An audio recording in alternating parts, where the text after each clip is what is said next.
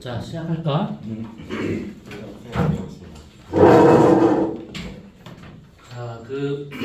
자, 지난주에 통과 부분에서 대륙 이동에 관련된 한국에 관련된 것들을 쭉 이제 문제풀이하고 이제 끝났었어.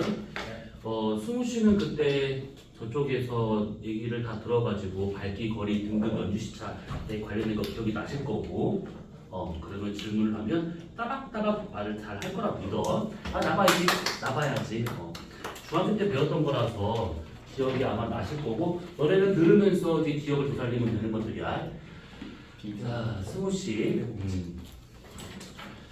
자, 밝기와 거리의 관계는 어떻게 될까? 너무 쉽다 이거. 너무 쉽다. 그 제곱의 반대로. 제곱의 반비례하지. 자, 그럼 만약에 그때도 한번 물어봤던 건데, 만약에 100파섹 떨어져 있는 겉보기 등급이 3등급인 별이 있는데 이 별의 절대 등급은 얼마가 돼야 될까?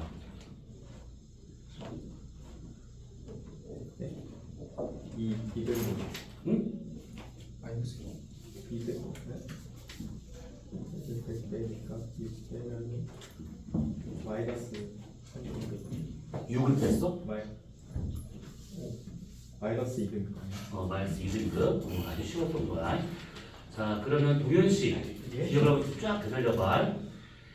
밝기는 거리집을 반비례하고 있고 1등급 차는 2.5배의 밝기 차가 생기기 때문에 5등급 차는 100배의 밝기 차가 생기게 돼.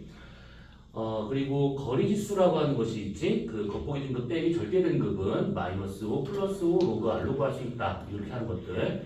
자, 아무튼 있는데, 자, 그러면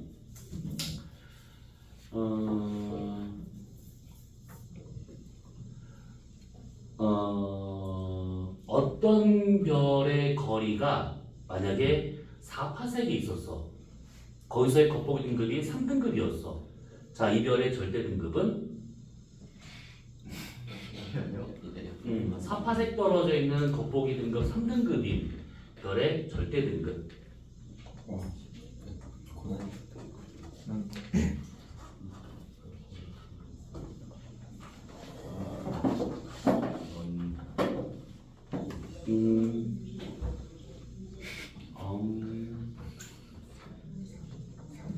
학교에서도 배웠으니까 뭐 굳이 중학교 때가 아니더라도 최근에 배운 거 학교에서 맞죠?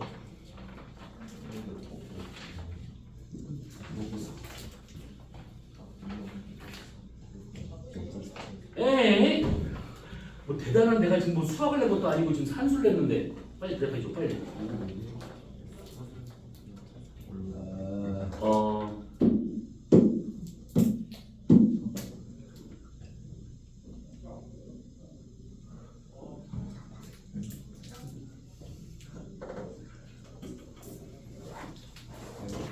너 오늘 중으로 얘기해 줄 거지? 예. 자, 그럼 동건 씨. 예. 똑같은 질문. 똑같이.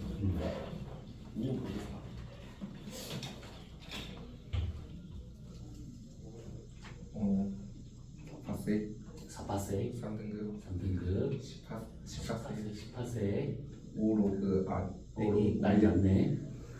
해봐. 5 로그 R 빼기 3인데 R이 4니까 R이 4인데 5 로그 4 마이너스 5인데 그거를 그게 M 마이너스 M이니까 M을 구해야 되므로 라지 M을 구해야 되니까 스몰 M이 3이니까 너 난리 났어 진짜. 야, 누가 보면 나라를 구한 줄 알겠다. 8 빼기 5 로그 4 그러니까 얼마냐고. 절대 등급이. 8 빼기 5 로그 4 맞죠? 그러니까 얼마냐고. 8 빼기 5 로그 4가요 8 빼기 5 로그 4 5 로그 4 4. 그러니까 얼마냐고 절대 등급이. 로그가 0.3910이니까 8 빼기 5 로그 4 아니에요? 8 빼기 5 그러면 3.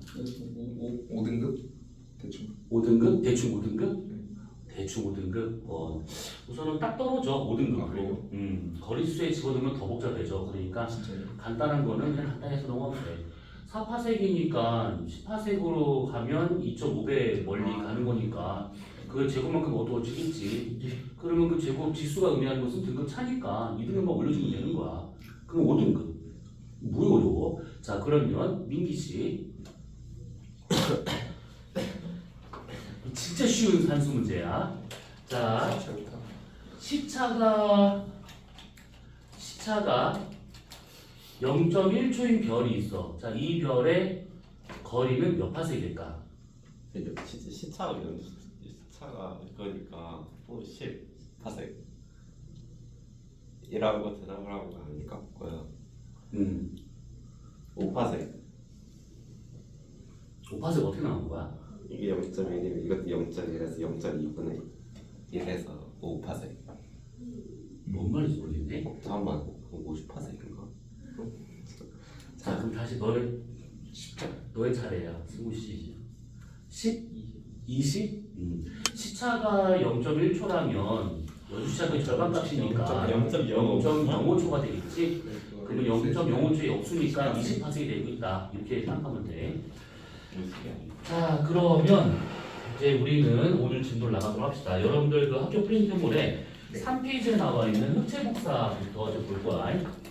하다가 이해가 안 가는 부분이 있으면 질문을 바로바로 하시면 됩니다. 자, 우선은 이 흑체 복사라고 하는 이 흑체는 실제 존재하는 물체가 아니고 가상의 물체지. 그래서 얘 같은 경우에는 이제 어떻게 좀 봐야 되느냐면 이렇게 어떤 물체가 있는데 외부에서 여기다가 빛을 가하는 거, 그러니까 이제 에너지를 가한다라고 생각하면 돼. 그러면 이 에너지를 가했었을 때 이 물체가 이것을 전부 다 100% 싹 다 남김없이 흡수를 해버리는 거야. 이렇게 어떤 빛을 가해서 얘가 전부 다 흡수할 수 있는 물체는 우주 공간 다 뒤져도 이거는 없어. 근데 어쨌든 간에 있다라고 가정을 하고 이 상태에서 이 물체는 에너지를 흡수했기 때문에 표면의 온도 T는 점점점 증가할 수밖에 없다라고 봐야겠지. 그리고 난 다음에 얘가 먹은 만큼 다시 외부로 에너지를 방출해야 될 것인데 그때 이 방출하는 것은 빛이기 때문에 파장의 형태로 얘가 파동의 형태로 나간다라고 이해하시면 돼. 자, 그러면 아주 간단한 것은 요 놈인데 요것인데 이거에 관련된 이론이 몇 가지가 있어. 자, 그 중에 첫 번째가 뭐냐면 슈테판 볼츠만의 법칙이라고 하는 것이 있는데 우선 법칙 이름은 몰라도 돼. 얘는 그게 중요한 것이 아니고 이제 뭘 의미하는 거냐면 만약에 이 흑체 표면에 요 정도에 해당하는 단위 면적이 있대. 그럼 이 단위 면적에서 얘가 단위 시간당 얼마의 에너지가 나오는가 요거를 이제 표현한 것들인데 그때 방출되는 에너지 이와 같은 경우는 시그마 T 사승으로 구할 수가 있다라는 거야.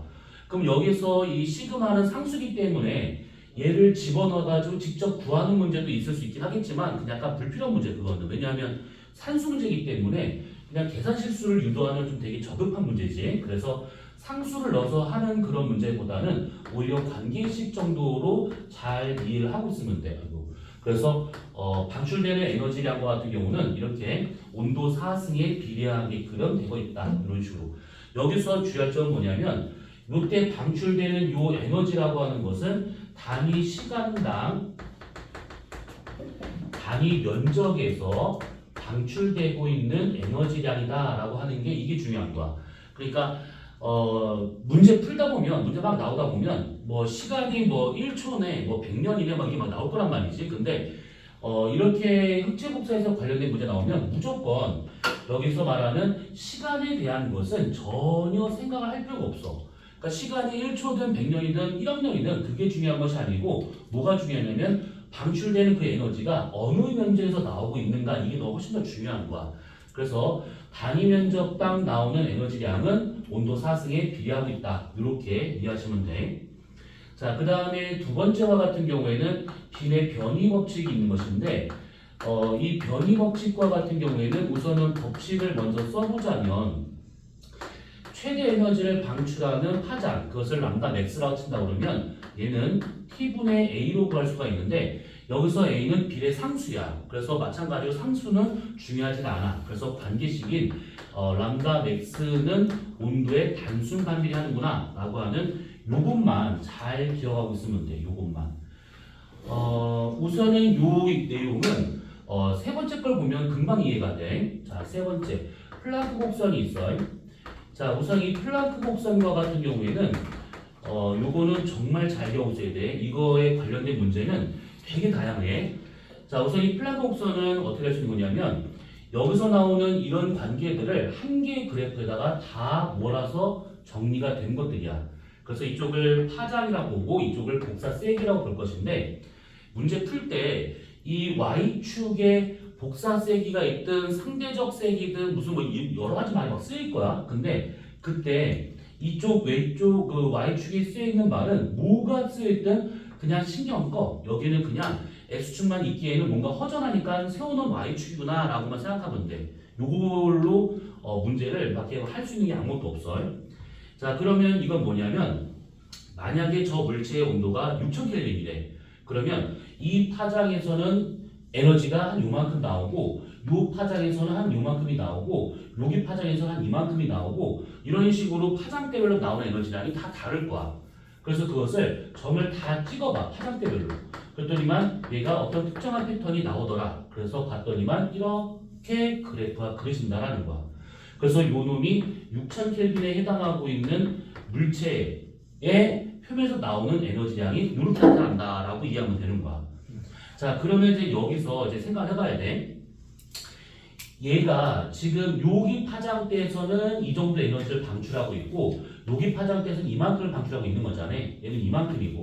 그러면 이때 파장대별로 나오는 에너지량을 전부 다 더하면 그러니까 여기서 말하는 이거의 면적, 밑면적이라고 하는 것은 그러면 어떻게 구할 수가 있는 거냐면 E는 시그마 T 사성으로 구해지는 거야.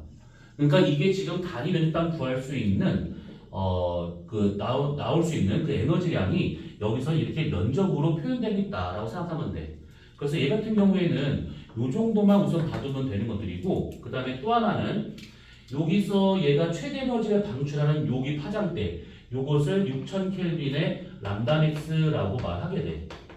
자, 근데 6000켈빈 이렇게 그려지지만 만약에 5000켈빈일 경우에는 얘보다 적은 양의 에너지를 방출하겠지. 그래서 이렇게 나타나게 되고 4000은 이렇게 나타나게 되고 3000은 이런 식으로 나타나더라라는 거야.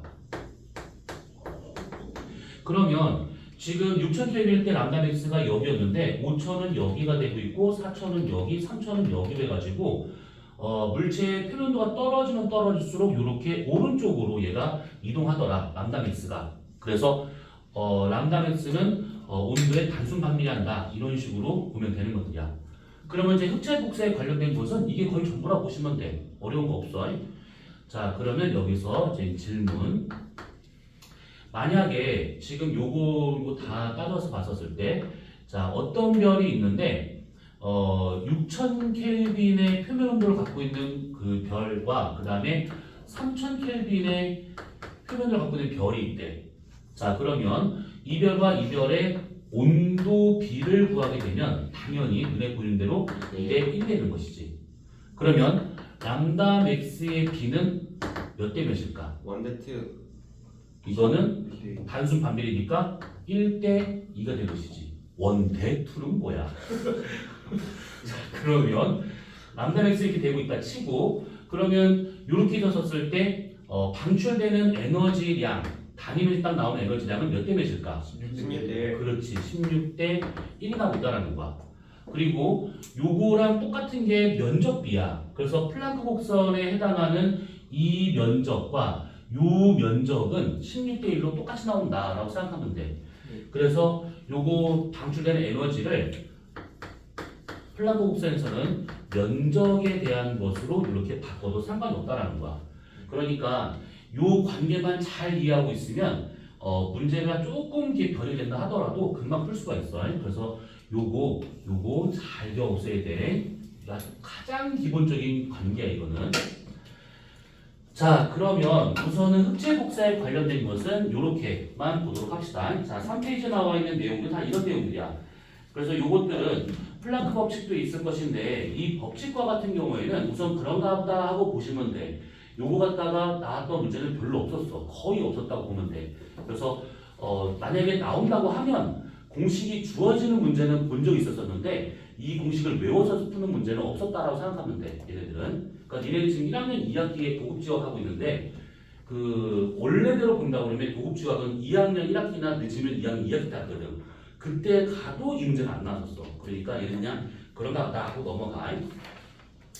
자, 그 다음에 우리가 볼 것은 뭐냐면 그 뒷페이지에 나와 있는 4페이지. 자, 별의 표면 온도.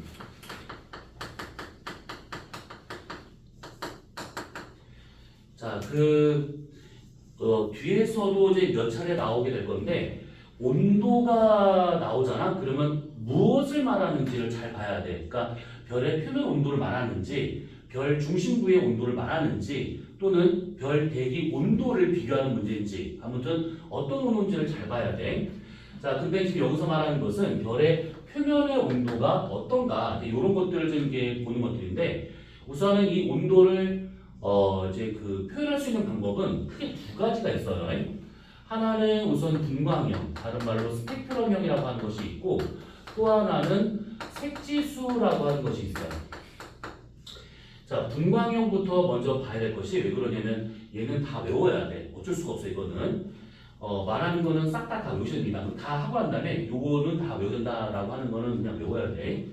자, 먼저 첫 번째 분광형과 같은 경우에는 별의 우주에 있는 별들, 그러니까 우리가 흔히 알고 있는 별들, 그 별들의 최고 온도하고 최저 온도하고 비교해 보잖아. 그러면 대략 3만 켈빈부터 해가지고 쭉 가서 한 3천 켈빈 정도 요 범위 내에 주로 나타나게 돼. 그러니까 이 범위를 벗어나는 것도 있어. 그런데 그런 특이한 별들은 빼고 일반적인 별들 본다면 3만에서 3천 켈빈 정도의 범위가 되고 있다라고 보면 되는데, 그때 여기 나와 있는 숫자를 알기보다는 어떤 걸 좀 기억하고 된 거냐면 최저 최고 온도의 이 비가 10배 정도 차이가 나고 있다 정도만 이해하고 있으면 돼요. 10배 정도. 자, 그러면 이렇게 되고 있다라고 치고 그러면 최고 온도, 최저 온도까지 이것을 이제 표현을 하는데, 대놓고 숫자로 표현하는 경우도 있긴 하겠지만 그보다는 분광형, 스펙트럼형 또는 알파벳형이라 말하는데 그걸로 이제는 많이 표현하게 돼. 근데 요거는 모를 수가 없죠. 그치, 이거를 까먹으면 그건 진짜 되게 뭐라 그럴까, 착한 사람이야. 때 안 묻은 사람, 순수한 사람. 오, 비, 하는 걸 키스 쓰니 이렇게. 근데 요거는 지금 영상 녹화 중인데 앞에서 그렇지. 나도 이거 고등학생 때 그 지각 선생님이 이렇게 알려주셨고, 대학에 들어가서 교수님이 좀 나이가 드셨던 분인데도 불구하고 이거를 되게 그 걸걸한 목소리로 이거를 이렇게 알려주셨고, 불과 한 5년 전만 하더라도 EBS에서 대놓고 이거를 얘기했었고, 그 강사가 완자나 하이탑이나 이런 데 보면 이게 다 쓰여 있었어, 문장으로. 그래가지고 지금은 이게 범죄잖아. 오, 이쁜데 뽀뽀할까? 이거 미친 거 아니야? 그러니까 사실 이제 요거는 좀 쓰면 안 되긴 하겠지만, 아무튼 원래 나쁜 게 머리에 오래 남으니까 까먹지 않을 거야. 자, 아무튼 그래서 여기 나와 있는 이 7가지의 분광형을 좀 기억해 두시고, 그 다음에 각 분광형마다 0부터 해서 9까지 다시 또 10개로 나눠주게 돼요. 그래서 전체가 70가지로 구분되고 있다, 이렇게 이해하시면 돼. 그리고 천문에서는 보통 숫자로 이제 표현하는 것들이 대부분 숫자가 작은 게 큰 물리량을 가져. 그렇기 때문에 0이 고온이 되는 것이고, 그 다음에 9가 저온이 되고 있어. 그래서 이런 식으로 쭉 70가지로 이제 구분되더라. 그러면 학교에서 배운 거니까 아마 기억나실 거라 믿어. 태양은 그렇지, 네.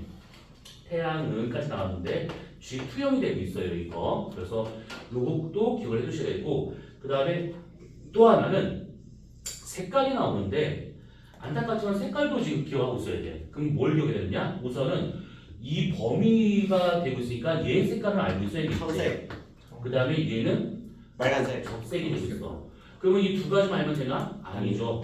G형 태양이 있으니까 태양은 꼭 기억하고 있어야 돼. 모든 그 별의 물리량을 비교할 때 태양을 쓰기 때문에 태양을 잘 기억하고 있어야 돼. 요거 황색, 나 황색이라는 표현을 나는 별로 안 좋아해서 노란색.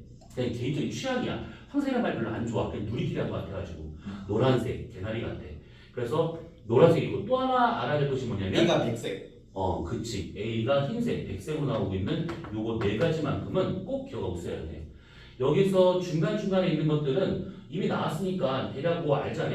청색, 흰색이니까 청백색, 흰색, 노란색이니까 황백색, 얘는 주황색 정도, 얘는 적색 이런 식으로. 그래서 이렇게 표현되고 있다 정도로 기억하고 있으면 되는 것들입니다. 그러면 이제 분광형과 같은 경우에는 여기서 뭐 다 알아야겠네. 뭐 33,000 이거 빼고는 다 알아야겠습니다. 그러니까 분광형은 기본적으로 잘 기억 없어야 돼. 이걸 알겠거니 하고 나오는 문제니까.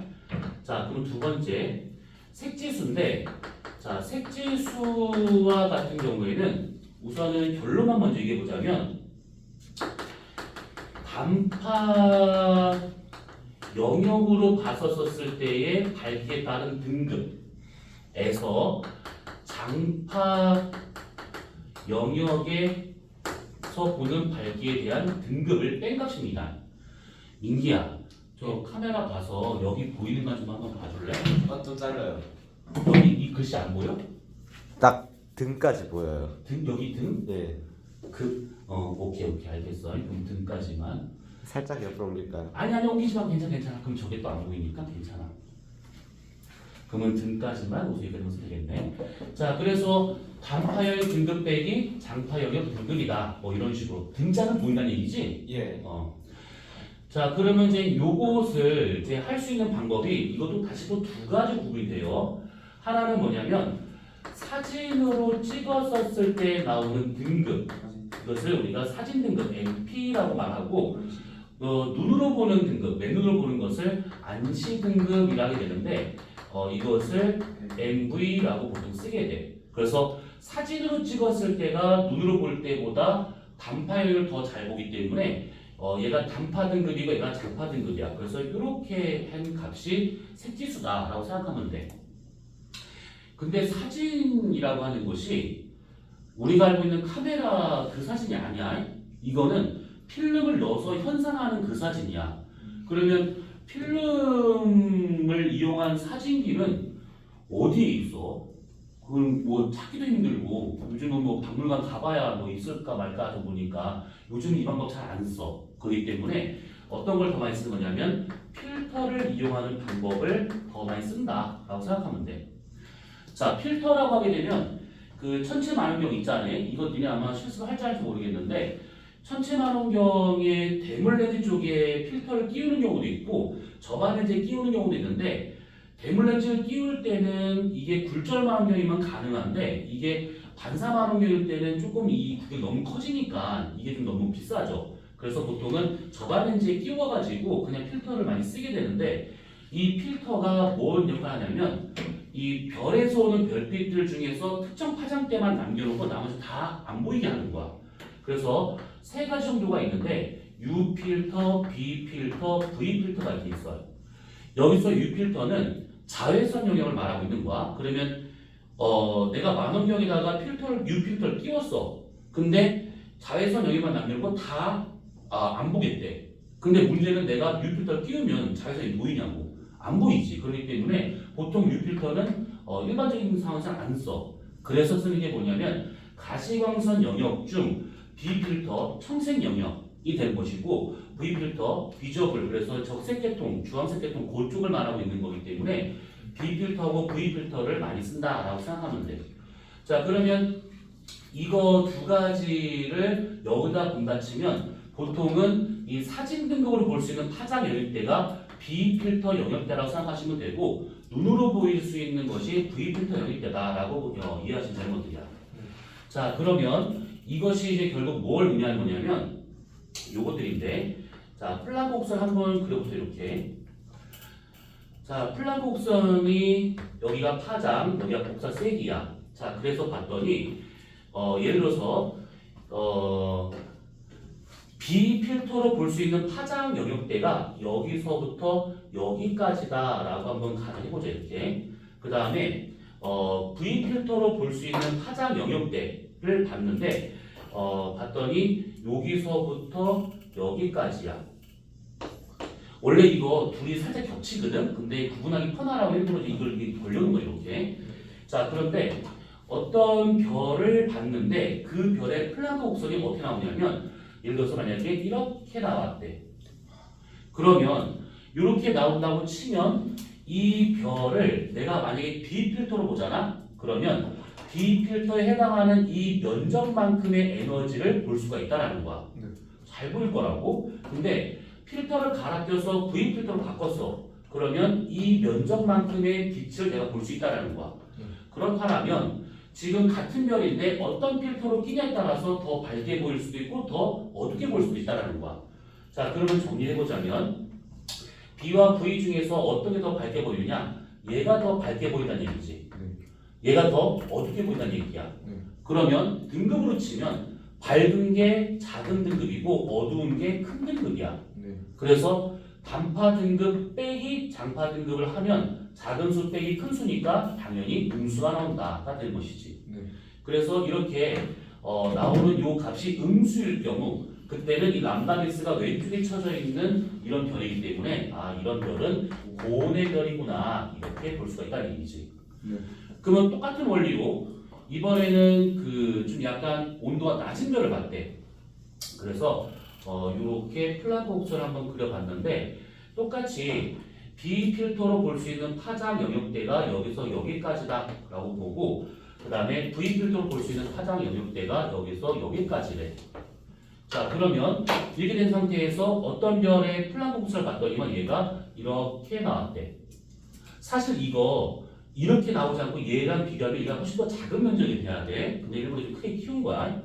그러면 얘도 마찬가지로 여기서 B 필터로 봤을 때 면적과 그 다음에 V 필터로 봤을 때 면적을 비교하게 되면 얘가 더 넓어. 그렇다면 B 필터로 본다는 것이 어둡다는 뜻이고 이걸 본다는 것이 더 밝다는 뜻이고 그래서 어두우니까 등급 큰 거, 밝은 거, 등급 작은 거 빼면 얘는 양수가 나온다. 그러면 양수가 나오는 이런 색지수와 같은 경우가 그러면 아 저온의 별이 되는구나 이렇게 볼 수 있다는 얘기지. 어때요? 이해할 만하지? 자 그래서 색지수를 필터를 이용해서 하든 아니면 사진과 눈으로 봤을 때 하든 어차피 같은 값이 나온 거기 때문에 사진은 좀 다른데 그냥 같은 값이 나온다고 가정을 하고 이렇게 정리하면 되는 것들이야. 그래서 색지수는 작을수록 고온이고 클수록 저온이야. 색지수도 마찬가지야. 숫자가 작을수록 물량이 큰 거야. 자, 그러면 이제 여기서 우리가 이제 한 가지를 좀 정리를 한번 해봅시다. 자, 뭐냐면 요놈이 있어. 이렇게도 나올 수 있지만 이런 경우도 있을 거라고. B 필터 등급 빼기 V 필터 등급이 0인 경우도 있을 수 있겠지. 요거는 음수, 이건 양수야. 근데 0인 경우도 있을 거라고. 그러면 이런 경우에는 대체로 어떻게 보냐면 플랑크 곡선이 대략 이렇게 나타나게 돼. 이쪽 면적과 이쪽 면적이 거의 비슷해. 이런 경우 색지수가 0인 경우 이 별의 온도는 대략 얼마냐면 약 10,000켈빈이 되고 있어. 10,000켈빈이 되고 있는 이 별은 A형에 속하고 있는 것이고 이런 A형이라고 하는 것은 아까 썼다시피 흰색으로 보이는 별이야. 흰색으로 보인다라고 하는 것은 이 별은 중성수소 흡수선이 제일 강하게 나타날 수 있는 그런 별이다라고 생각하면 돼. 어머 주무시는 건 아니지? 그래서 요거를 세트로 묶어서 알고 있어야 돼. 문제에서 만약에 10,000켈빈인 별이 나왔다. 그러면 그 별은 색지수가 0이고 그 다음에 중성수소선이 제일 강하고 A형이고 흰색이고 플랑크 곡선은 좌우 대칭이다. 이런 식으로 한 개만 딱 나오면 나머지 것들은 다 떠올라야 되는 거야. 이게 다. 너무 쉬운데. 응? 너무 쉬운데. 그치. 이제 문제를 보면 연병한 나일 거야. 개념이니까 쉽게 해야지.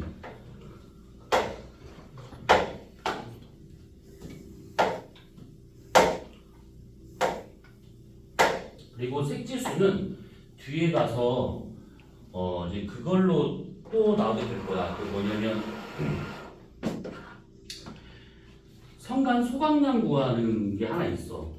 선반 소각량 구하고 그 다음에 항성 개수법이라는 것도 있고 그 다음에 적색 그 저기 뭐냐 저기 적색 이거 생각나네. 적색화 현상이라는 것이 있어. 그래서 색지수를 색지수를 보정하는 방법이 있어. 그래서 이제 그런 것들을 할 때 쓰는 거니까 지금은 그냥 이런 거구나 정도로 넘어가면 돼. 얘네들은 그냥.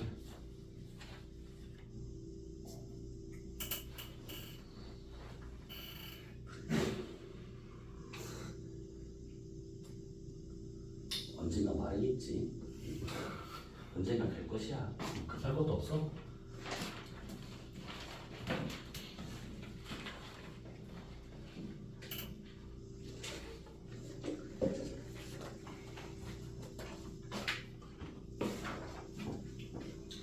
자, 그러면 짬을 이용해서 말로 할 테니까 한 줄에 그냥 적어놔. 태양에 대한 기본적인 물리량을 알고 있어야 돼. 태양의 표면 온도는 6,000켈빈, 한 5,800 정도 되고 있는데 뭐 그렇게까지 세밀하게 나오는 문제 없으니까 6,000켈빈. 그럼 6,000켈빈의 람다 맥스는 어느 파장에서 나올까? 라고 하면 가시광선. 혹시 가시광선의 파장 범위 알고 있어? 400부터 700. 단위는? 안나타. 그렇죠. 자, 그리고 아까 말한 것처럼 태양은 G2형에 속하고 있는 노란색 별이야. 그리고 태양과 같은 G형에서 가장 강하게 나타나는 흡수선은 칼슘 이온선 CA2라고 쓰면 돼. 로마 숫자 2. CA 로마 숫자 2. 그리고 태양의 절대 등급은 플러스 4.8등급인데 그렇게 나오는 것보다는 그냥 플러스 5등급이다 이렇게 알고 있으면 돼. 그거야? 절대 등급. 태양의 절대 등급은 플러스 5등급 정도 되고 있어. 뭐 겉보기 등급은 중요하지 않아. 뭐 겉보기 등급은 마이너스 26등급 정도 되고 있는데 그거보다 더 밝은 천체는 없지. 태양보다 더 밝은 천체 없잖아. 그러니까 그거 갖다 비교하는 문제는 안 나오니까 그냥 절대 등급 정도만 기억하고 있으면 되는 것들이야. 그리고 뭐 됐어. 그냥 그 정도만 알고 있으면 돼.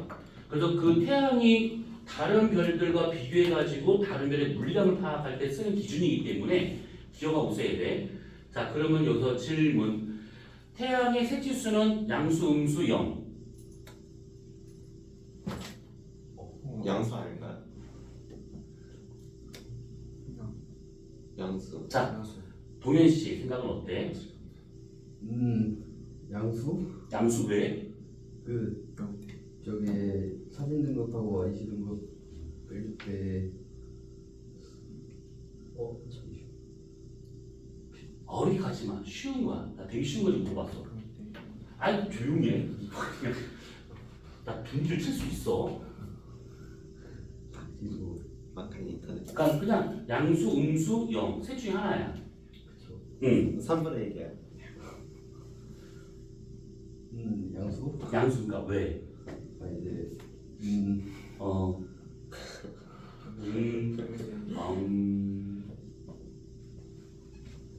이거 언제 말라? 뒤에서 뭐라는 거야 지금? 아니 조용히 좀 해봐.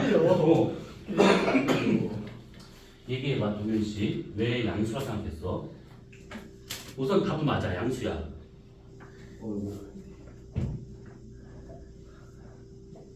이 정도면 축한 주기가 아니라 그 대걸레 같은 거 이게 있어야 되는 거 아닌가? 한 번에 싹 밀고 지나게. 사볼까? 오늘 줄 얘기할 거지? 쉬워. 한 캐비넷 때 어. 0이니까. 그렇지 그거야. 내가 별거 그런 거 아니야. 그거야. 절대 우리 뒤에서 얘기하는 거 들으면 안 되죠. 그래서 만 켈빈일 때가 색지수의 기준값이기 때문에 태양은 표면도 그보다 더 낮잖아. 그러니까 당연히 양수가 된다. 뭐 이거야. 자 그러면 그 말하는 동안에 자 거기를 보도록 하자. 그 4페이지를 보시게 되면 이제 스펙트럼 종류에 대한 것이 나오게 있는데 스펙트럼을 물리 시간에도 배우고 화학 시간에도 배웠어. 근데 그 배운 거는 그냥 그런가 하고 넘어가고 여기서는 우리가 이 스펙트럼을 어떻게 써먹을 것인지에 대한 것만 잠깐 볼 거야. 네. 기본적인 원리나 이런 것들은 다른 과목에서 배웠으니까 굳이 뭐 중복적으로 다 설명할 필요 없을 것 같고, 자, 우선은 가장 기본적인 것만 얘기를 해보자면 스펙트럼은 연속 스펙트럼하고 선 스펙트럼 두 가지가 있지. 그 중에서 연속 스펙트럼은 이 상황에서 전혀 안 쓰여. 그러니까 빨간색 파란색으로 쭉 보인다. 와, 이쁘구나. 끝이야. 그래서 요거 말고 우리는 뭘 봐야 되냐면 선 스펙트럼을 봐야 되는데, 선 스펙트럼 중에서 흡수선이 나오는 거하고 방출선이 나오는 거하고 이게 있을 거란 말이지. 그러면 흡수선이 나오는 경우하고 방출선이 나오는 경우 중에서 어떤 걸 좀 더 잘 봐야 되냐면 흡수선을 더 잘 봐야 돼. 흡수선. 물론 이제 뭐 흡수선이든 방출선이든 간에 기본적인 원리는 비슷하잖아. 다만 에너지를 흡수하냐 방출하냐 요 차이만 있을 뿐이기 때문에 사실 뭐 큰 차이는 없지만 써먹는 것은 방출선보다 흡수선이 훨씬 더 많이 써먹어, 천문에서는. 근데 이제 방출선과 같은 경우는 언제 한번 나오냐면 얘는 이거 외에는 안 나와. 방출선은 그 우주에 있는 여러 기체들 중에서 온도가 높은 기체가 있어. 근데 우주는 현재 지금 되게 추워. 춥다는 표현이 좀 그렇긴 하지만 아무튼 되게 추워. 그러면 그런 상황에서 기체 온도가 막 올라간대. 그럼 기체 온도가 왜 올라갔을까? 한번 생각을 해봐. 기체 온도가 왜 올라갔을까? 그러니까 별 주변에 있는 거 말고, 별 대기 말고, 별과 별 사이에 있는 성간에 기체 덩어리가 이렇게 모여 있는데 그 기체 덩어리의 온도가 되게 높대. 뭐 한 3,000켈빈밖에 한 5,000켈빈 되고 있대. 왜 그럴까? 도플레어가. 와, 둔기다. 둔기로 막 치고 싶다. 흉기가 없나 이거? 흉기? 와, 진짜 씨. 야, 왜 그럴까? 너는 충분히 알 수 있어. 내가 니네한테 뭐 무리수라고 물어보는 거 아니야. 기체의 온도가 올라가는 것은 가열됐다는 뜻이 아니야? 그럼 왜 가열됐을까? 인터넷 검색을 살짝. 아, 못 들었어. 인터넷 뭐 한다고? 아니지? 몇 가지의 경우가 있긴 한데 우선은 가장 간단한 거는 주변에 어떤 고온의 천체가 있는 거야. 거기서부터 오는 자외선이나 이런 것들을 받아서 지가 에너지를 흡수한 다음에 스스로 빛을 내는 것처럼 보이는 그런 천체의 경우도 있어. 대표적인 것이 오리온 성운이 그런 경우야. 그러니까 오리온 성운은 성운이기 때문에 그 핵융합이나 이런 스스로 에너지를 만들 수 있는 그 과정이 없거든. 그러니까 안 돼. 근데 그런 것들을 먹어서 지네들이 에너지를 방출하는, 방출선이 나타날 수 있는 그런 것들이 있을 것이고, 그거 말고 블랙홀에서 이제 주변에 있는 물질을 끌어당길 때 강차 원만이 형성이 되잖아. 그러면 그때 그 빠르게 회전하면서 거기에 있는 기체나 성간 물질의 온도가 막 미치지만 올라가. 그때 방출선이 나타날 수가 있어. 그래서 방출선에 관련된 문제라면 요거 딱 하나야. 그래서 이게 G1 과정이라면 블랙홀 주변에서의 그 방출선이 더 중요하다라고 할 텐데 이게 지금 G1이 아니잖아. 그럼 뭘 겪어서 된 거냐면 오리온 대성운처럼 이렇게 고온의 성운에서 방출선이 나온다라고 하는 그 정도만 알고 있으면 돼. 자, 그러면 우리는 여기서 어떤 걸 좀 볼 거냐면 선 스펙트럼, 그러니까 흡수 스펙트럼을 볼 겁니다. 이 흡수 스펙트럼과 같은 경우는 저온의 어떤 기체가 있었을 때 이제 여러 파장대들 중에서 특정 영역만 얘가 뽑아먹은 거, 그 흔적이 남아있는 까마득 선이가 있는 그걸 말하고 있는 것들이지. 근데 그거는 그거다 치고 여기서 우리가 어떤 걸 봐야 되냐면 여기 있어요. 자, 별이 이렇게 있어. 자, 별이 있으면 이 별에 대기가 있을 거라고 이렇게. 그러면 이때 별빛이 쭉 이 대기를 빠져나가게 된다 그러면 이때 이 대기가 이 에너지 일부를 흡수를 해버려. 그래서 막상 여기서 보게 되는 흡수선과 같은 경우가 나타난다 이 얘기야. 자, 그러면 별의 대기를 통과하면서 흡수선이 나타났으니까 당연히 이 선의 위치가 어디인가를 알면 이 별의 대기 성분을 구할 수가 있다 이 뜻이지. 그래서 이게 내가 대학 초반 때는 저런 관련된 자료가 많이 없었다 보니까 내가 어떻게 생각했냐면 별들마다의 어떤 그 선의 위치가 조금 뭔가 다른 것 같아. 좀 뭔가 좀 특별한. 저 별은 뭔가 좀 칼슘이 많이 나타나는 것 좀 보이고 저 별은 수소성이 많이 나타나는 것 좀 보여. 그래서 저 별은 지금 칼슘이 많고 저 별은 대기가 수소가 더 많은 거구나 이렇게 알았던 것들이 있는데 나중에 관련된 자료가 많이 누적이 되면서 평균을 봤더니 별 차이가 없어. 그냥 이 별들마다 대기 성분이 거의 다 비슷해. 그래가지고 이 대기 성분이 무엇냐라고 하는 것은 별 차이 없이 그냥 다 똑같은 거구나 이렇게 되고 있다라는 거야. 다만 차이점이 뭐냐면 거기 지금 4페이지 보면 요게 있을 거야. 요거 이거가 다르다는 것만 알게 되는 거야. 그럼 여기서 가서 썼을 때 지금 O형부터 해서 M형까지 각각의 흡수선이 쭉 나타나고 있는 것들인데 이 흡수선이 나타나는 그 위치들을 받았었을 때 이게 요 별은 이게 지금 수소가 많구나 칼슘 많구나 이렇게 처음에 알았지만 지금은 많은 걸 봤더니만 이게 대부분 어떤 원소 종류에 의해서 결정된다기보다는 그 대기에 있는 그 별의 표면의 온도가 얼마냐에 따라서 이런 식으로 빼먹는 그 양이 다른 것밖에 차이가 없다 이게 밝혀지게 돼. 그러니까 이게 적당한 표현은 아닌데 만약에 예를 들어서 뷔페를 갔어. 배고파. 뷔페를 갔는데 얼마 전에 갔었거든. 근데 와 상놈의 새끼들 진짜 그 애슐리 같은 데 갔었어. 근데 애슐리는 얼마 하나? 한 3만 원 하나? 3만 원 하지. 근데 애슐리보다는 좀 그런 데인데 혹시 좀 부천 살고 있으니까 알겠다. 그 드마리스 알아? 들어봤어? 가본 것 같아. 가본 거 같아?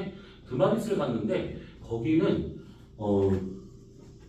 금요일날 저녁에 가서 그런가? 한 사람당 6만 원이 넘어. 그래가지고 난 그냥 아주 작정을 하고 먹어야지 딱 갔거든? 근데 애슐리만 해. 정말 짜증 확 나는 거야. 차라리 애슐리 가서 먹었으면 그냥 아까도 말했지. 근데 이게 얘기하고 있는가? 아무튼 그 뷔페를 딱 가잖아? 그러면 음식이 딱 차려져 있어 이렇게.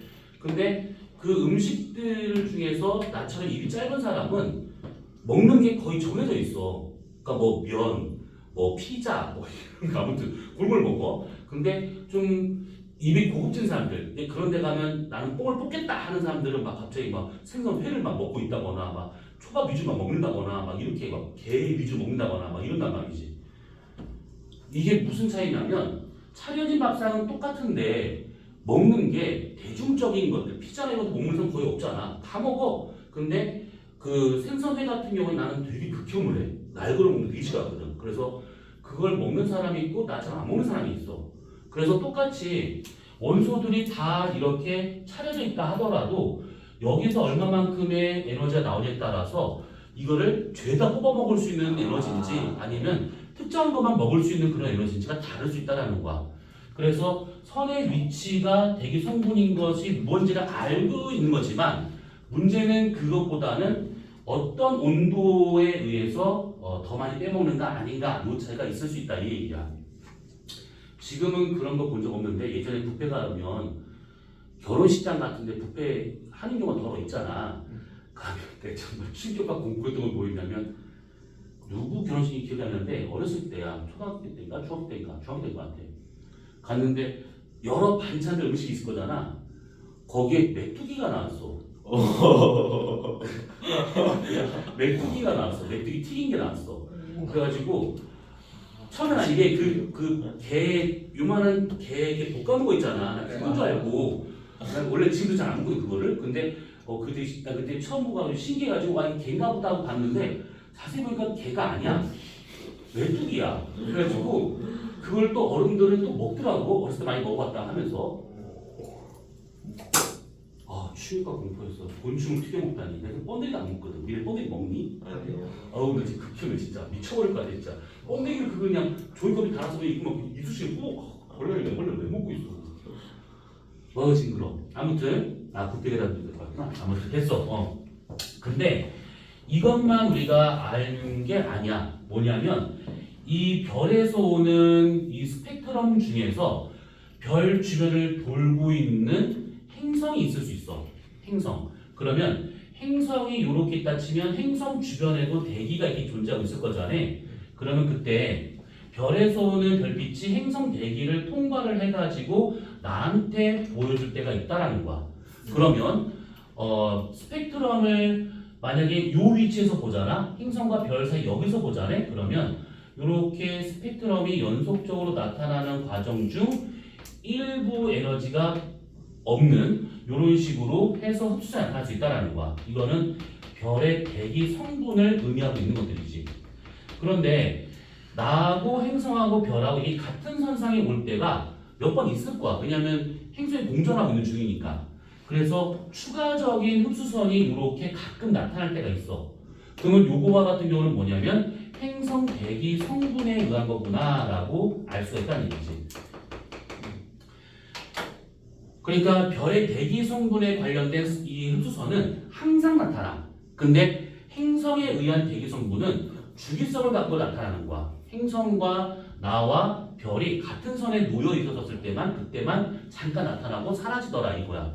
그래서 막 10광년 떨어져 있는 행성의 대기 성분이 뭐다, 별의 대기 성분이 뭐다라고 하는 걸 알 수 있는 것은 결국 이제 이런 방법을 통해서 알아냈다라고 생각하면 돼.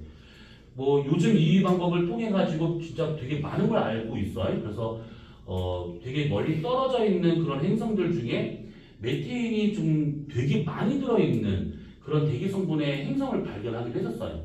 근데 메테인은 알다시피 생물 활동에 의해서만 기인되고 있는 거잖아요.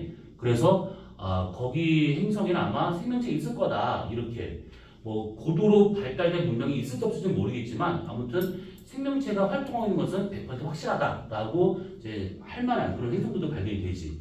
근데 다만 그게 생명체 있든 없든 상관이 없어.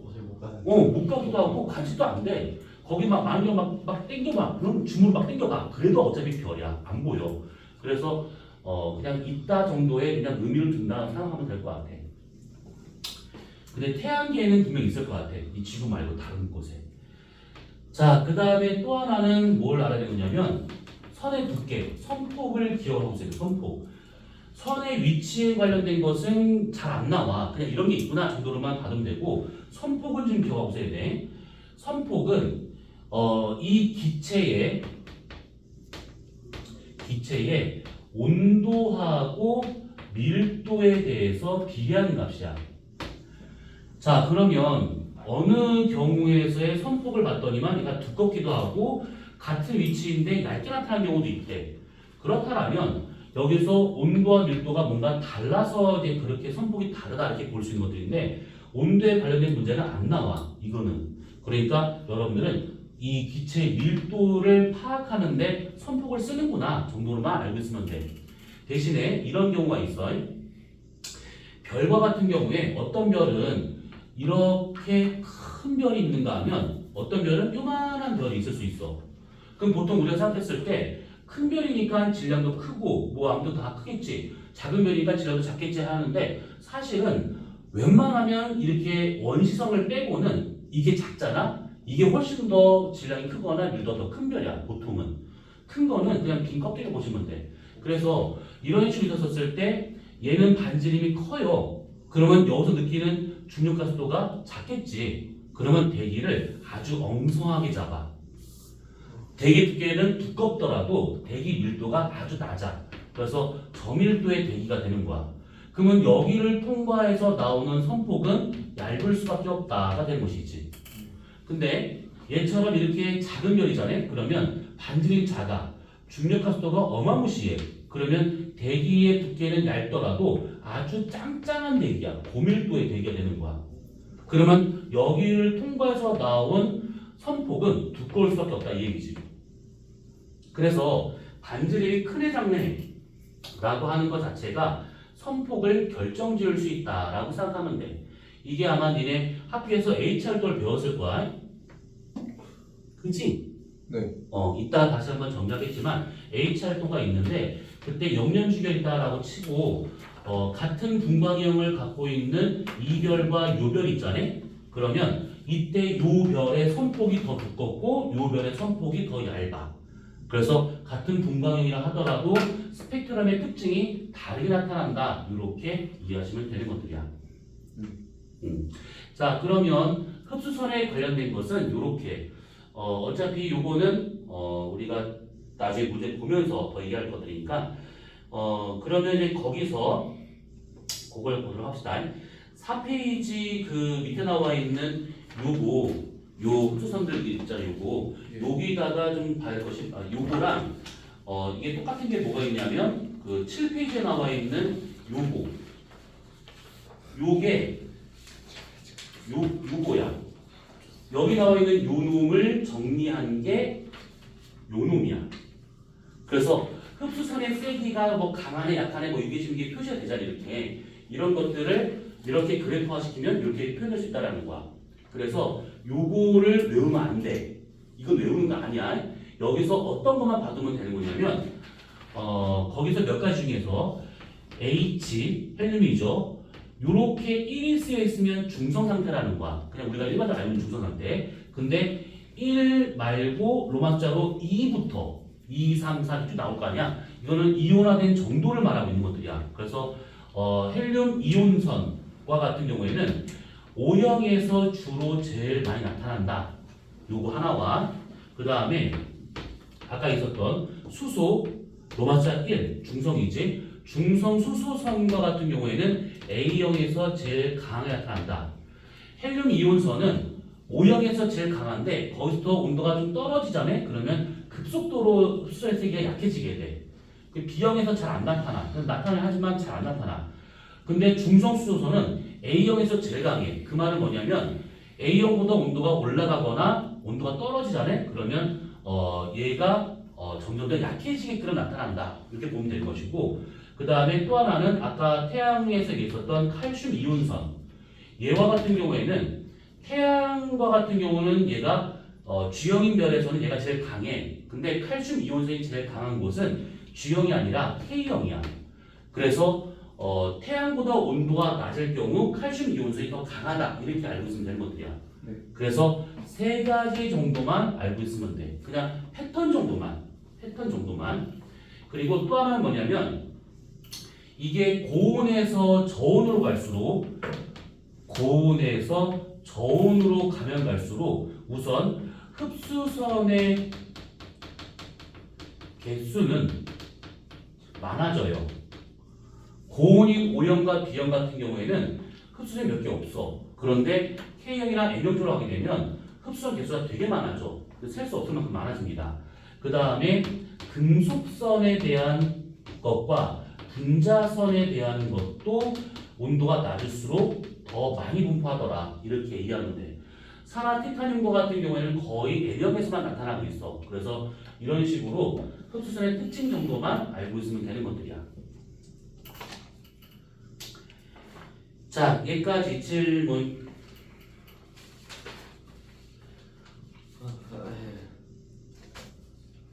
막 어려운 내용은 없어. 그리고 각 과목별로 과목당 뭐 한 번씩 다 배워봤던 거라서 그렇게 복잡한 내용은 아닙니다. 자, 그러면 8페이지.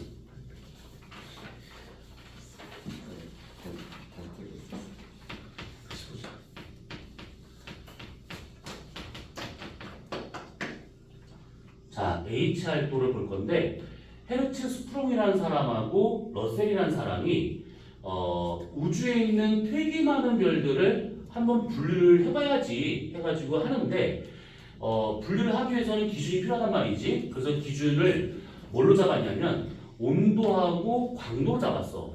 온도와 광도로 잡았는데 이 두 가지 기준 갖다가 별을 분류했더니 특정한 패턴이 보이더라라고 하는 것이 알게 되는 것들이야. 그래서 그 사람들이 어떻게 봤냐면 지금부터 하는 거는 정말 꼼꼼하게 알고 있어야 돼. HR도는 계속 써먹게 될 거야. 자, 이쪽을 온도라고 생각을 해보고 이쪽을 광도라고 볼 겁니다.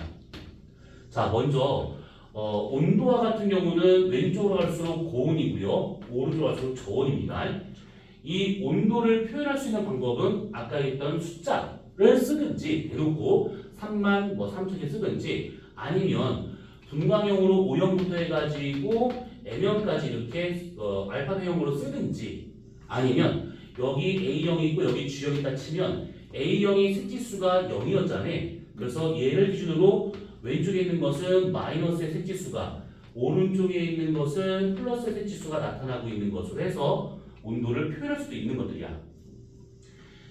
자, 그 다음에 광도라고 되어 있는 얘는 위로 올라갈수록 광도가 큰 별, 그러니까 밝은 별이 되는 것이고, 밑으로 갈수록 광도가 작은 어두운 별이다 라고 볼 수 있는데, 이 광도를 다르게 표현하면 절대 등급으로 표현할 수가 있어. 절대 등급. 절대 등급은 숫자가 작을수록 밝은 거니까 위로 올라갈수록 등급 숫자는 작고요, 내려갈수록 등급 숫자는 큰 겁니다. 이렇게. 네.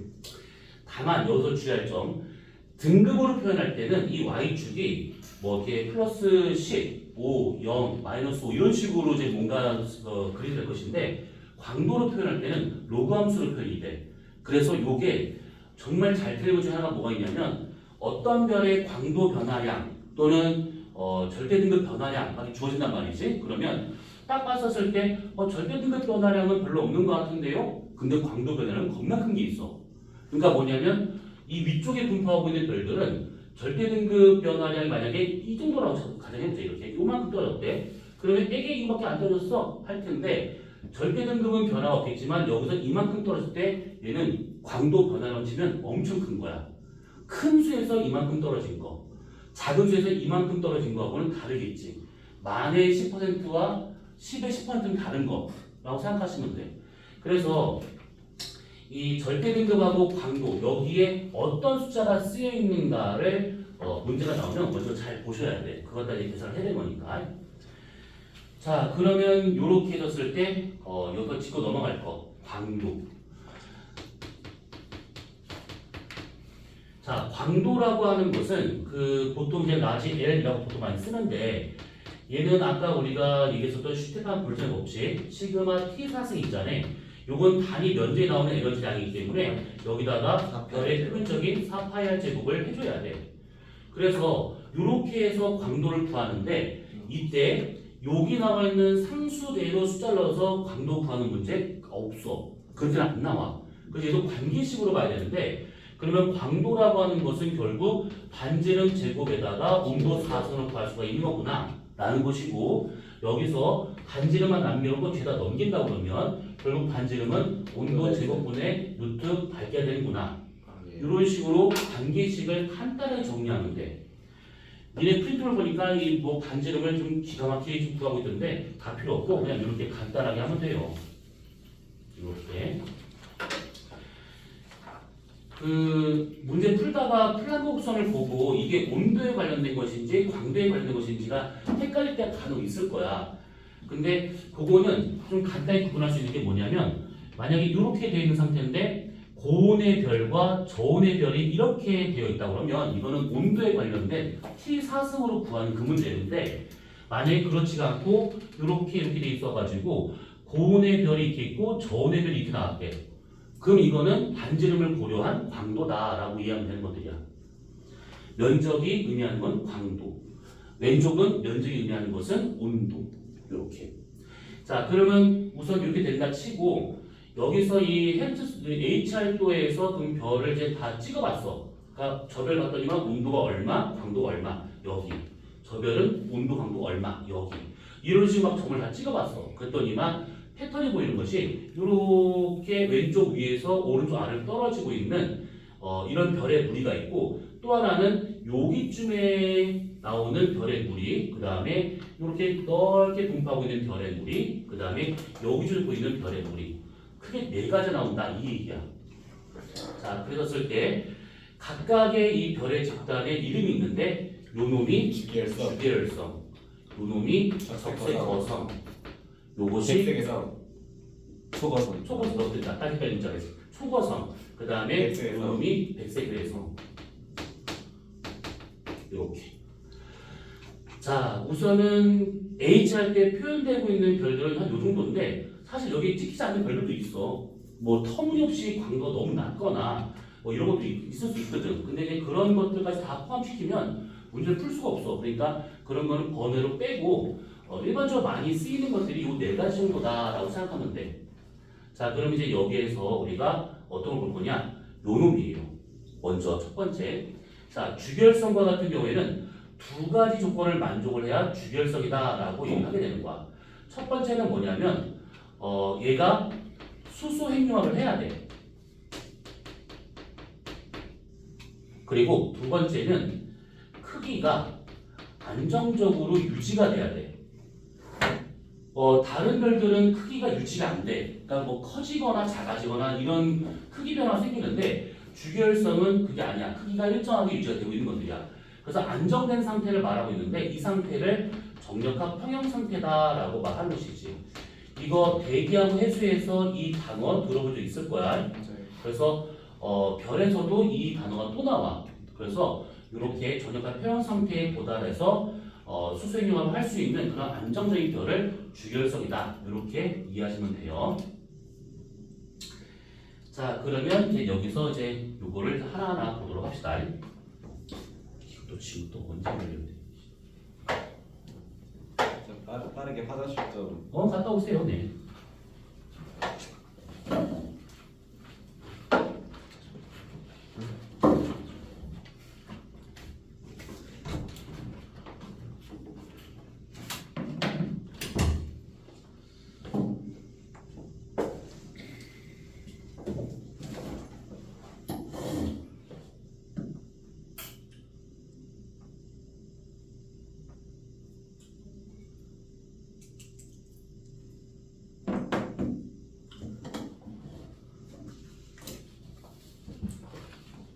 선풍기가 있구나.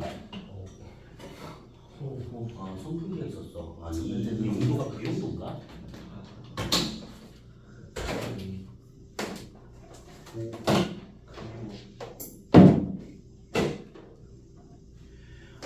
별짓을 다 한다 진짜.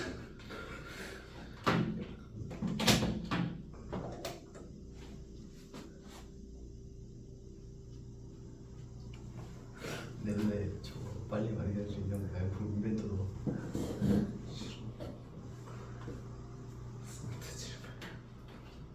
스마트 칠판. 그 스마트 칠판 있잖아. 학교에 설치되어 있어? 아니 있었는데 이번에 저희 이년 때 TV를 바꿔서 스마트 그게 안 된대요. 근데 터치가 원래 돼서 안 된대요.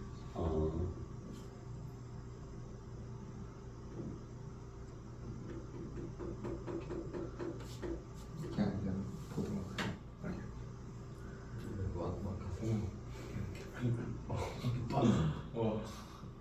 진짜 쓸걸. 파랗게 괜히 힘들고 있었네. 왜그 흰색 칠판부터 다 흰색 칠판. 근데 그만큼 막 우리 웃고 말할 때 기다릴 필요 없죠.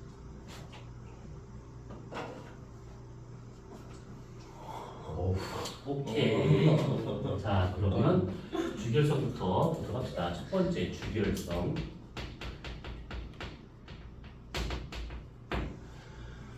자, 주결성과 같은 경우에는 그 두 가지 조건을 만족을 해야 돼. 근데 그 중에 요 놈부터 먼저 보도록 합시다. 자, 우선 첫 번째는 수소 핵융합이야.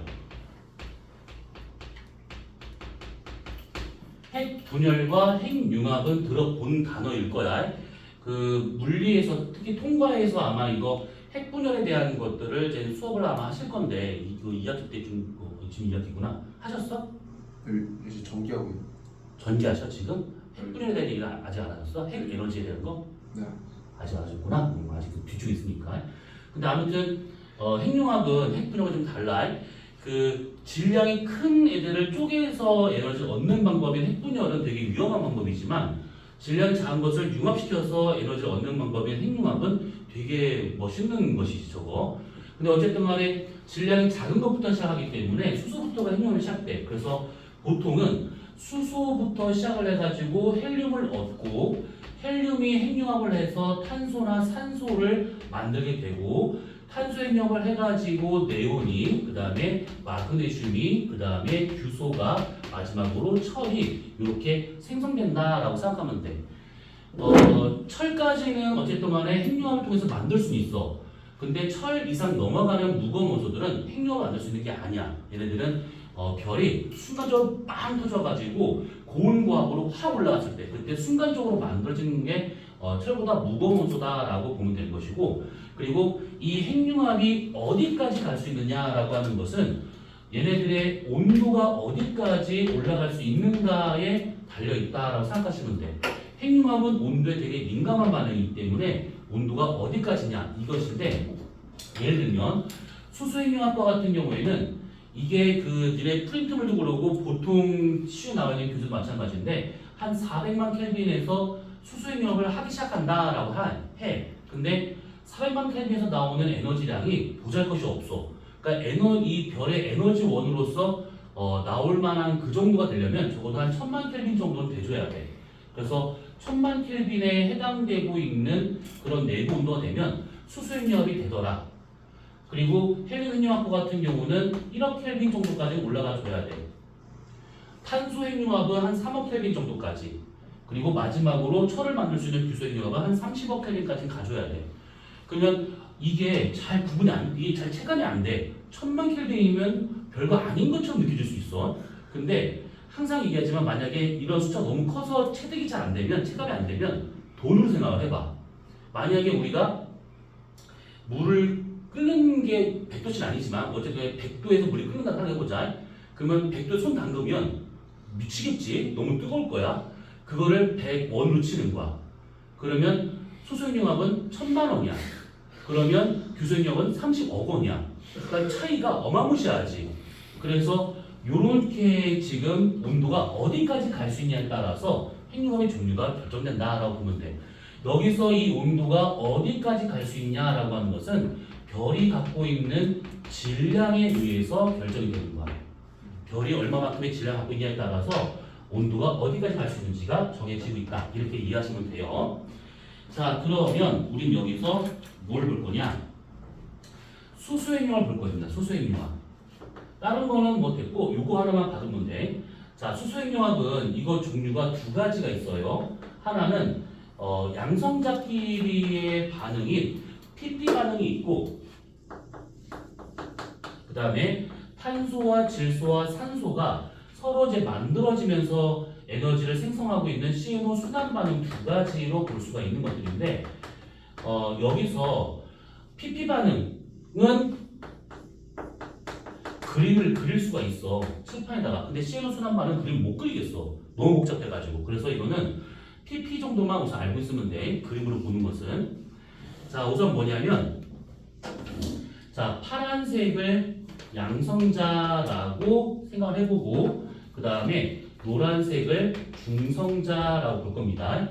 자, 그랬었을 때 처음에 양성자와 양성자가 먼저 융합합니다.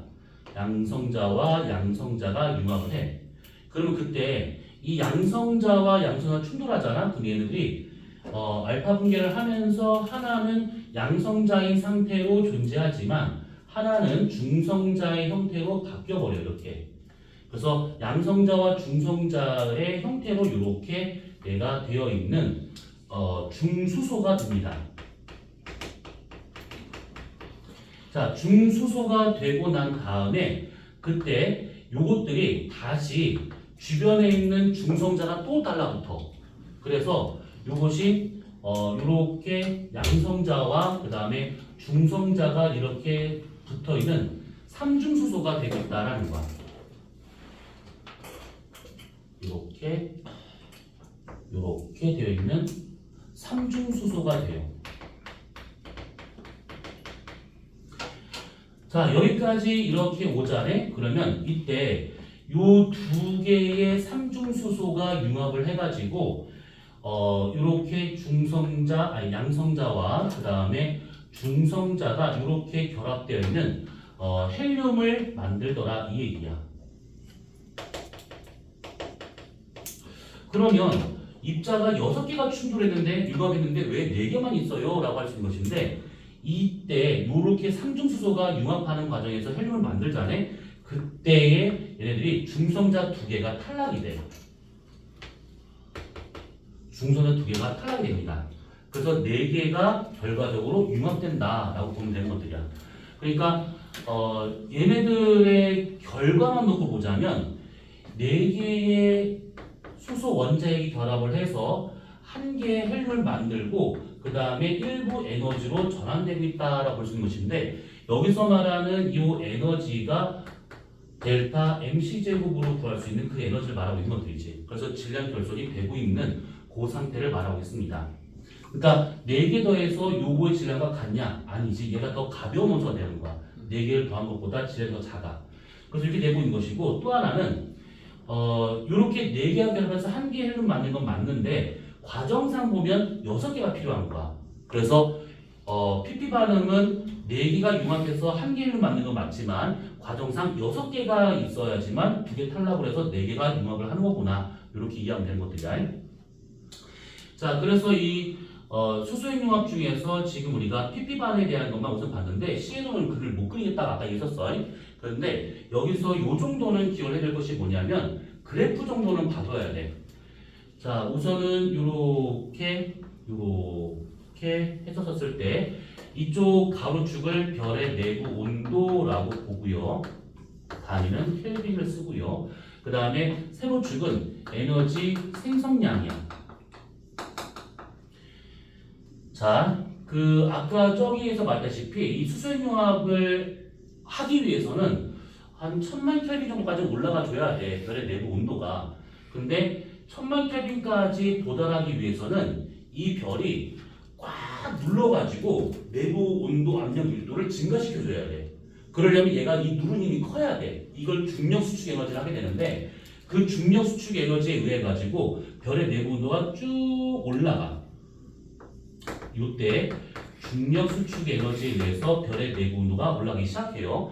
그렇게 올라가다가 이론상으로는 400만 켈빈인데 별의 에너지원으로서는 1000만 켈빈이다라고 했어요. 그래서 여기 1000만 켈빈에 도달하게 된다 그러면 그때부터 PP 반응이 좀 본격적으로 나타난다라고 생각하시면 돼요. 이렇게.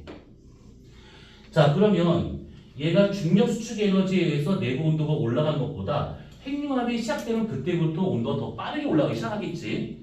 그렇게 해서 온도가 막 올라가다가 대략 여기쯤, 여기가 1200만 켈빈 정도가 되고 있을 때 여기가 이 1200만 켈빈에 도달하게 된다고 그러면 그때부터 새로운 핵융합이 하나 더 추가됩니다. 그게 누구냐면 CNO 수단 반응이 이렇게 나타나고 있다라는 거야.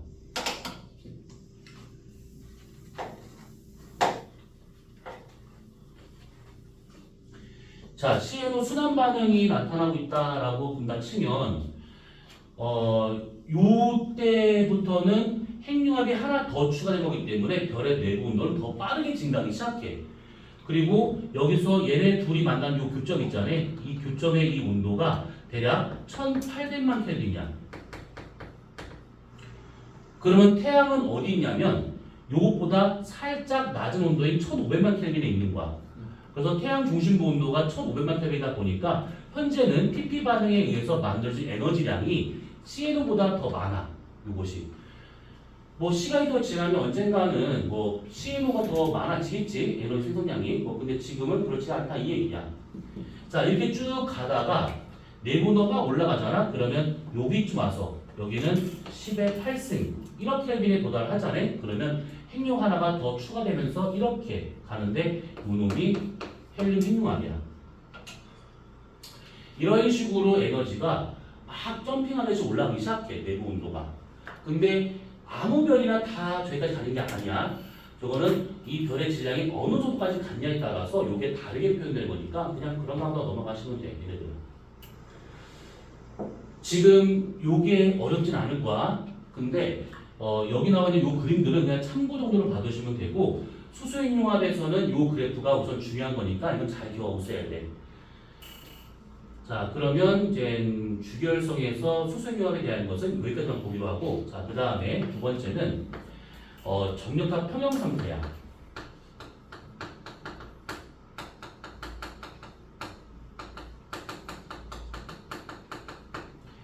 자, 정력합 평형 상태라고 하게 되면 먼저 별이 처음에 만들어진 과정을 살짝 볼 필요가 있어. 그 별을 만드는 재료가 모여 있는 것을 성운이라고 그래요. 성운. 자, 이렇게 성운이 있는 상태에서 얘네들이 갖고 있는 물질의 양, 질량이라든지 아니면 밀도에 의해 가지고 중심부 쪽 얘를 끌어모으려고 하는 힘이 작용할 수가 있어요. 이렇게요. 자, 이것을 우리가 중력 수축 에너지라고 할 수 있는 것들이지. 근데 문제는 얘가 계속 이게 수축을 해버리잖아요. 그러면 기체다 보니까 이 중심부의 온도가 막 올라가기 시작해. 그러면 그 온도가 올라감에 따라서 기체가 팽창하려 하기 때문에 안에서 바깥쪽으로 밀어내려고 하는 요 힘이 나타날 수밖에 없어요. 이 힘은 뭐 표현하기 나름인데 뭐 어떤 책에서는 복사압이라 하기도 하고 어떤 책에서는 기체압이라고도 하고 또 어떤 책에서는 온도 부배라고도 하는 경우가 있는데 또 온도 경사라고 하는데 뭘 쓰든 상관없어. 그냥 내부 온도에 의해서 팽창시키려고 하는 힘이구나. 이렇게 알고 있으면 되는 것들이야. 자, 그러면 이 상태에서 중력 수축이 되고 기체압이 그보다 작아야 성운 전체가 수축을 해가지고 조그만 별 하나를 이렇게 만들 수가 있다라는 얘기지. 보통 이런 별들을 이제 원시성이라고 해야 되는데 우리는 지금 원시성을 볼 게 아니라 요 단계를 좀 볼 필요가 있는 거야. 그래서 요것이 수축해서 이렇게 별이 되기 위해서는 중력 수축 에너지는 커야 돼. 그래야 수축이 잘 되면서 이렇게 뭉칠 수 있는 거니까. 대신에 그거를 방해하는 힘은 기체압은 요거는 작아야 돼. 그래야 별이 될 수 있겠지. 그렇다면 중력 수축 에너지가 크기 위해서는 당연히 이 성운의 밀도가 커야 돼. 고밀도. 그리고 기체압이 작다라고 하는 것은 얘는 온도에 비례한 것이기 때문에 이 성운의 내부 온도가 낮아야 돼. 그래서 고밀도 저온인 성운에서 별이 잘 만들어진다라고 보시면 되는 것들이야. 이런 성운들을 따로 뭐라고 그러냐면 분자운이라 해요. 분자운. 두 가지 합쳐서 이것을 만족할 수 있는 것을 분자운. 말 그대로 성운인데 분자의 형태로 존재하고 있는 저온의 성운을 말하고 있는 것들이야. 자, 아무튼 그래서 이렇게 되고 있는데 그렇게 해서 이제 원성이 만들어지고 얘가 더 가서 요만한 주결성이 되는 거야. 자, 근데 이 그림 너무 작잖아요. 그래서 우리가 주결성을 좀 더 크게 그려볼 겁니다. 이렇게 주결성이 있대. 그러면 그때 얘네들이 점점점 크기가 줄어드는 과정인데 그 얘기는 중력 수축 에너지가 아무래도 처음에는 여기 과정까지 가기까지는 중력 수축 에너지가 기체보다 커서 얘가 수축이 되고 있는 것들이야. 그래서 요 힘이 있을 것이고 그 다음에 얘가 쭉 수축하다 보면 내부 온도가 조금씩 증가하기 시작해. 증가하다가 핵융합이 나타나잖아. 그러면 기체압이 그 전에 비해서 확 커져. 그러면 계속 수축하던 것이 이게 안에서 이게 받치던 힘이 작으니까 이게 점점 수축이 되고 이렇게. 근데 안에서 핵융합이 막 나타나기 시작하잖아. 그럼 기체압이 커지기 때문에 얘를 더 이상 수축하지 못하게 빡 쳐맞는 거 이렇게. 이 받치는 힘이 생길 수밖에 없다는 얘기지. 그래서 요 힘과 요 힘들이 서로 같은 상태로 크기가 같은 방향은 반대가 되는 요런 상태가 되는 요때를 주결성이다. 그리고 요것을 정역할 평형 상태다라고 하게 되는 것들이야. 자, 중력 수축 에너지와 기체압이 같아지는 요 상태를 주결성. 자, 그런데 여기서 요 한 가지는 좀 받을 것이 뭐냐면 별의 크기는 별이 태어나서 죽을 때까지 계속 바뀌어. 단계별로 바뀌는데 그 크기가 바뀌는 것은 결국 이 두 가지 힘이 누가 더 크냐에 따라서 별의 크기가 커지거나 작아지거나 유지가 되거나. 만약에 중력 수축이 더 크잖아? 그러면 별은 수축하는 것이고 기체압이 더 크면 별은 팽창하는 것이고 둘이 같으면 이렇게 안정적으로 유지가 되는 것들이야. 그러면 이럴 때 단계별로 왜 힘이 달라지나요? 왜 누가 더 크고 누가 더 작나요? 라고 볼 수 있을 것인데 그때 잘 생각해야 돼. 중력 수축 에너지는 이 별이 갖고 있는 질량 또는 밀도에 의해서 결정되는 힘이야. 근데 태어나서 죽을 때까지 별의 질량은 별 변화가 없어. 여기서 말하고 있는 질량 결손이 있잖아요. 저거는 사실 그렇게 막 그냥 되는 게 아니야. 그러니까 만약에 들어서 내가 태양을 봤어. 와, 태양 오늘 되게 밝구나. 근데 내일 자고 일어나도 태양이 별로 안 밝아졌어. 질량이 막 줄어들었어. 이렇게 될 수는 없다라는 거야.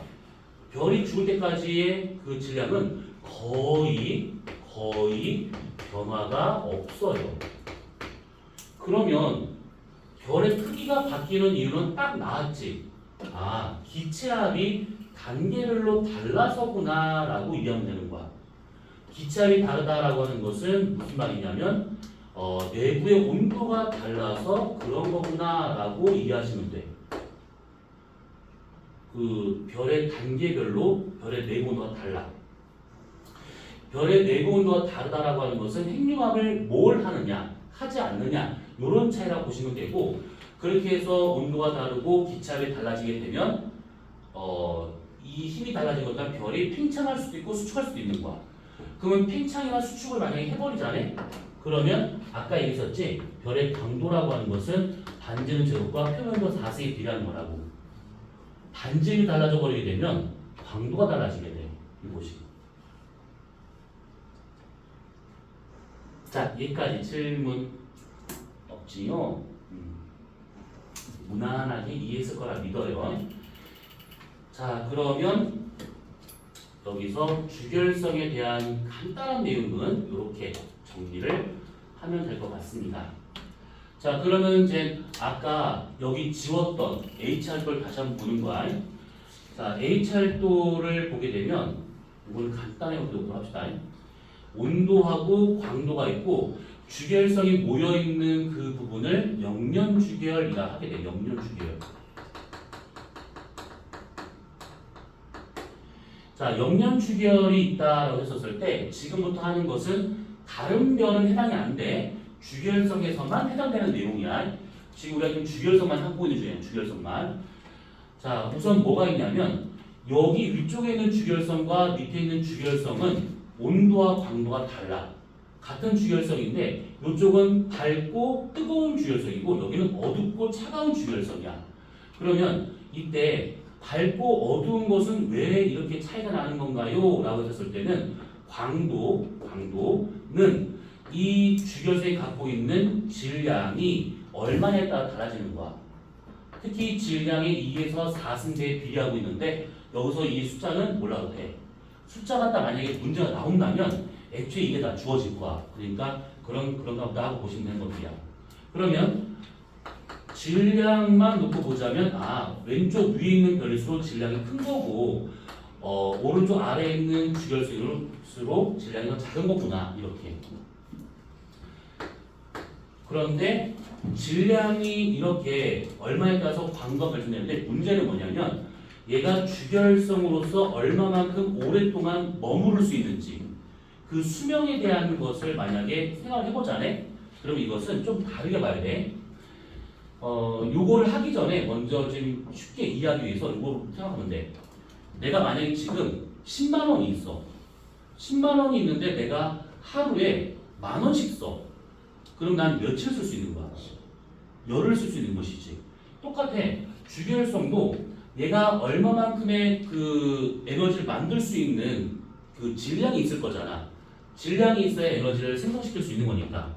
그러면 그 질량이 얼마냐, 앞으로 내가 갖고 있는 질량이 얼마냐에 따라서 앞으로 내가 낼 수 있는 전체 에너지량이 나오겠지. 그게 10만 원이야.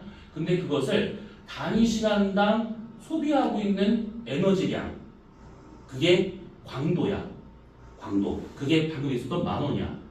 그래서 앞으로 낼 수 있는 모든 에너지량 중에서 그것들을 내가 단위 시간당 쓰고 있는 에너지 소비량으로 나누면, 강도로 나누면 얘가 주결성으로서 몇 년까지 살 수 있는 것이 나오게 돼. 자, 그러면 별의 질량이 얼마냐를 결국 광도로 나누면 된다는 얘기야.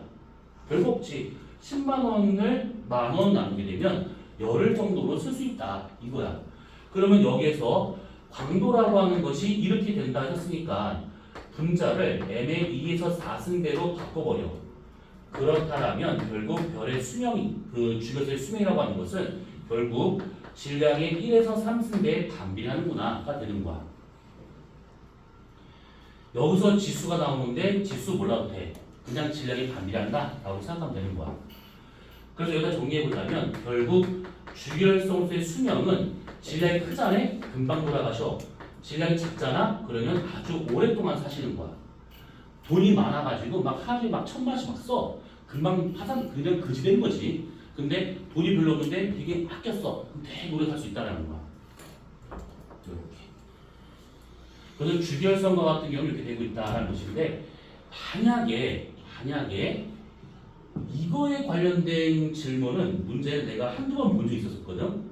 근데 그때 이거 나오잖아. 그러면 계산이 아주 흥미진진할 거야. 이 계산이 아주 흥미진진해.